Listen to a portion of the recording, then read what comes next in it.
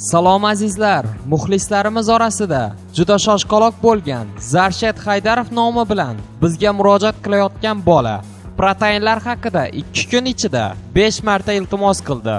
Shunday ekan hozirgi mavzumiz protein va aminokislotlar haqida bo'ladi. Videoni mavzusini ko'rib, ko'pchilik qiziqib, o'zlarida tug'ilgan savollarga javob olish uchun kirgan bo'lsa ajab emas. Chunki ko'pchilik odamlar protein zarari to'g'risida gapirishadi.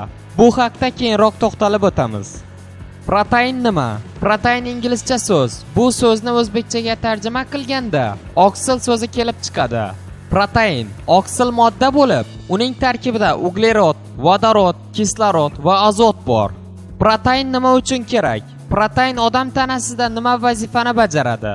Protein inson mushaklarining rivojlanishiga va o'sishiga yordam beradi. Bu modda organizmdagi gormonlarni bir xilda ushlab turishga yordamlashadi. Protein insonning immunitetini oshiradi, yurak va qon tomir kasalliklarini oldini oladi. Protein tarkibida yana ko'plab aminokislotlar mavjud. Aminokislotlar inson organizmini tez tiklashga yordam beradi.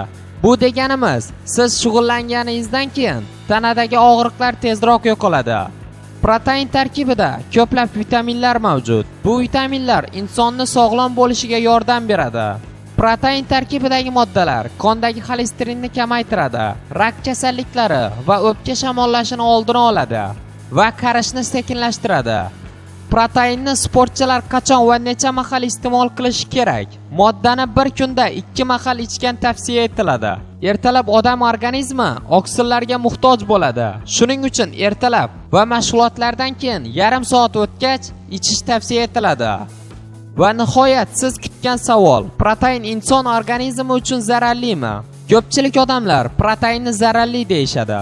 Chunki ular protein bilan steroidni adashtirishadi. Steroid umuman boshqa biologik dori hisoblanadi. Bu modda xuddi doping bilan bir xil. Steroid inson organizmiga xuddi dopingday ta'sir qiladi. Doping zararli, buni bilsangiz kerak. Steroid tabletka va ukol yordamida qabul qilinadi. Protein tabiiy mahsulotlardan tayyorlanganligi sababli mutlaqo zararsiz. Aksincha, agar me'yorida yuqorida aytilgan retsept bo'yicha qabul qilinsa, inson salomatligi uchun juda foydalidir. Faqat me'yordan oshirib yubormaslik talab qilinadi. Odam tanasida oksillarning ko'payib ketishi ham zararlidir. Hozirgi ma'lumotlarimiz shulardan iborat edi. Endi siz ham bemalol qo'rqmasdan proteinni qabul qilishingiz mumkin. Lekin me'yorni esingizdan chiqarmang.